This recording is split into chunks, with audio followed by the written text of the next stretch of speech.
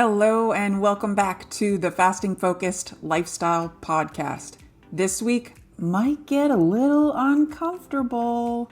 For those that have held any negativity towards this lifestyle in any way, shape, or form, either gotten negativity from others towards them or felt negativity about this experience altogether, this episode is for you.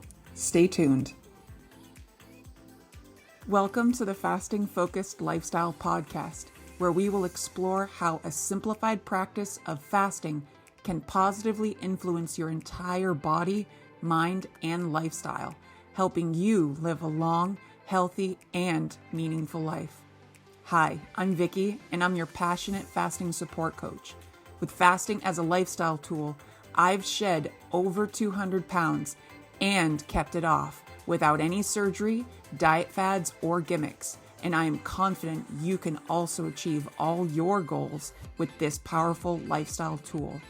If you're ready to tap into history's oldest healing modality for yourself, I encourage you to check out my services at thefastingfocusedlifestyle.com. I appreciate you for joining me on this week's episode, and I look forward to sharing some valuable fasting support with you after this short ad break. Thank you. First off, before we get started, let me take one little moment to give you a bit of love in a virtual hug. I hope you felt that. Okay, if you're looking for a reason to be angry, upset with fasting, or anyone who fasts, or if you're upset with me personally, this is your episode. So I feel like throughout this journey, there has been a lot of inner dialogue that just kind of bubbles up to the surface. And for those that have been on this journey for an extended period of time, longer than a month or more, know exactly what I'm talking about.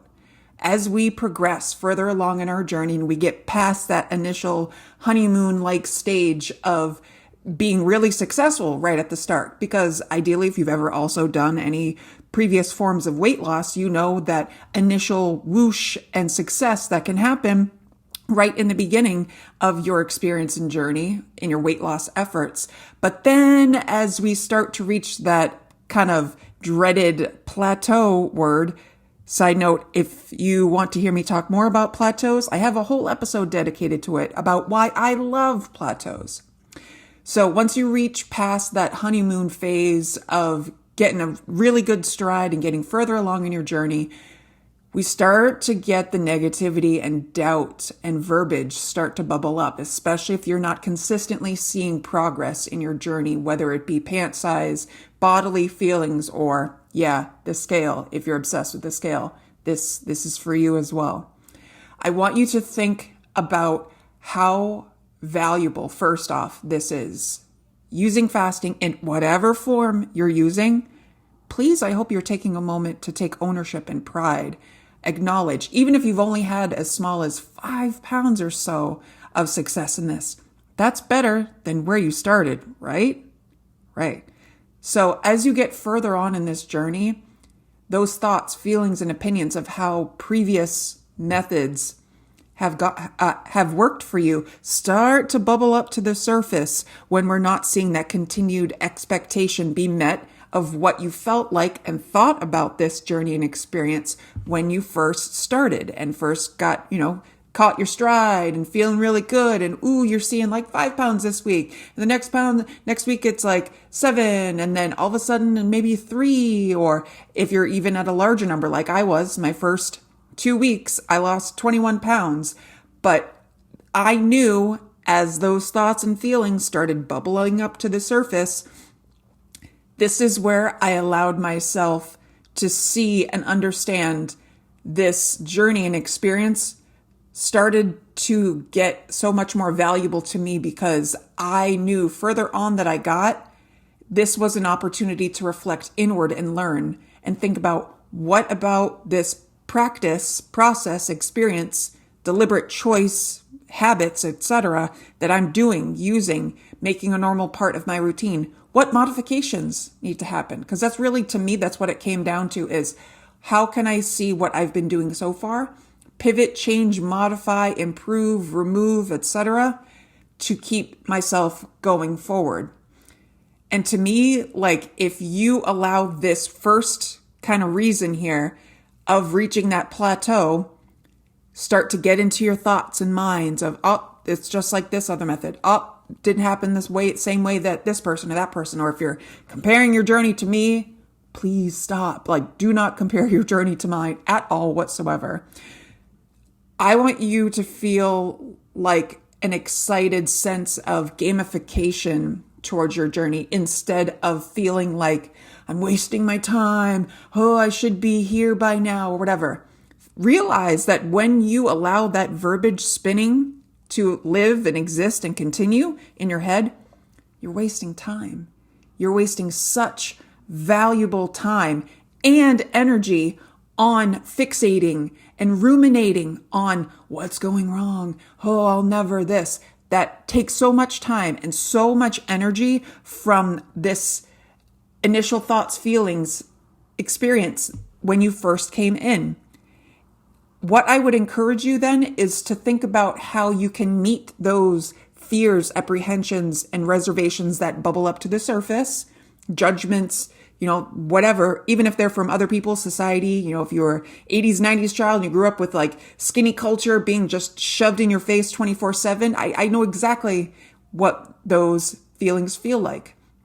And feeling like you'll always be this, you'll always be that. If we allow that space to be filled with feelings of unworthiness and self-deprecation, we're going to stay there. If you fixate on that, you will stay there and you'll waste your time. You'll waste your time of your precious life.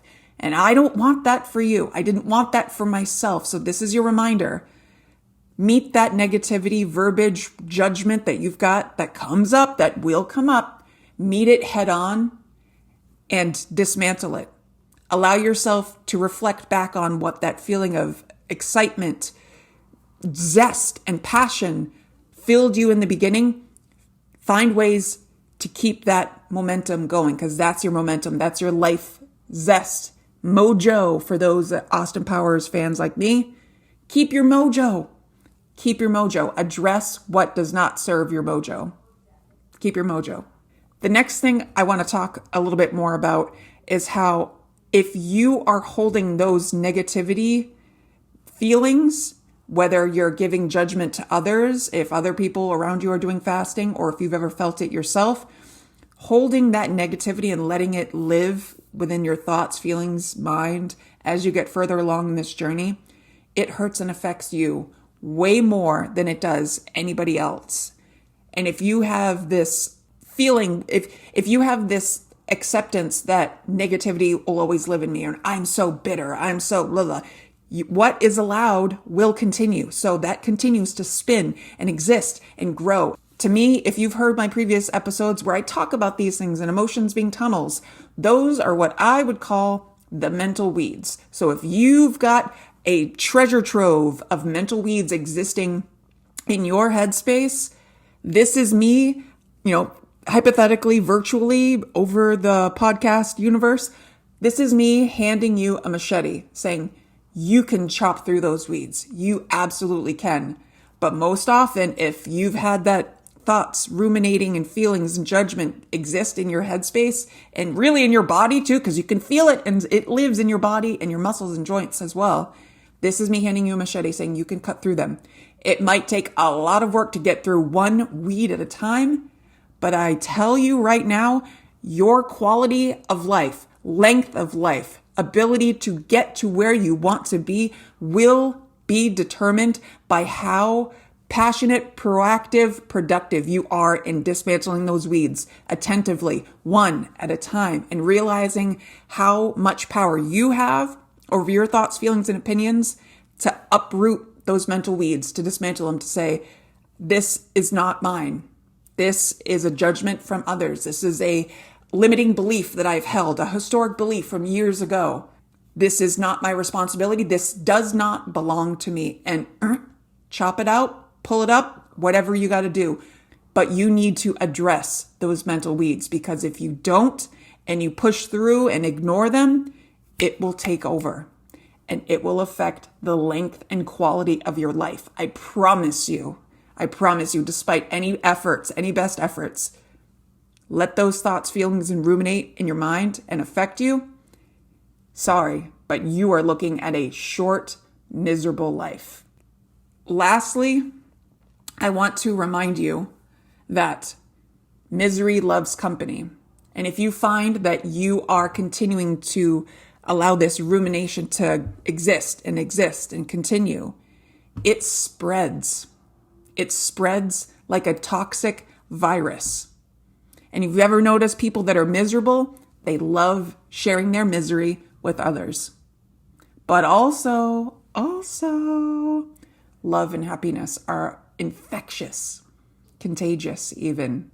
How powerful is it that when you fix and align what has been working for you, seeing the joy, the pleasure, what benefit comes to you from making these deliberate changes of abstaining from eating from sunup to sundown.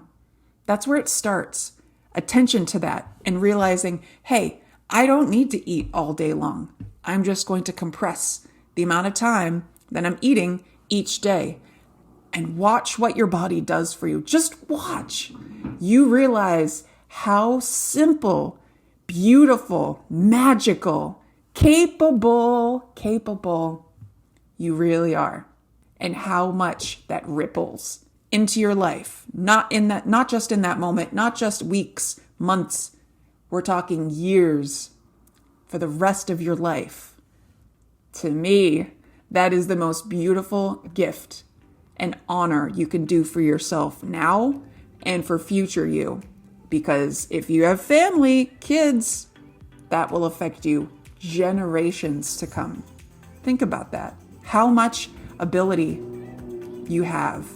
You have so much ability to switch. If that's been the normal of hate, judgment, body image shaming, blah, blah, blah, blah, blah, blah, blah, just noise and chaos and mental weeds just rooting and growing and getting out of control, you can switch it, you can flip it, and make it work for you. I'm living proof of that. You can absolutely do this. I believe in you so much. It's possible. This is me just reminding you yet again. The quality and length of your life is completely up to you. So what are you going to make of it? Are you going to let yourself spin and spew in negativity in yourself and onto others? Or allow yourself to sit and ruminate and spin when you get negativity in your life? Whether you hear it or it's spoken to you, about you, wherever. You can do it. You can absolutely turn things around and improve all of that for your life. Just through a simple practice and lifestyle of fasting. Yeah. Because I believe in you, even if you don't. If you are in need of support on your fasting journey, I'm here. I care. And I know you can do it. Please reach out, thefastingfocusedlifestyle.com. I have lots of resources for any type of support that you could need or want. And I look forward to supporting you on your journey. Take care, and we'll talk again next time. The Fasting Focused Lifestyle Podcast. Copyright 2026. The information given within this podcast is not intended or implied to be a substitute for professional medical advice, diagnosis, or treatment. Please consult your doctor before starting any weight loss method. Thank you.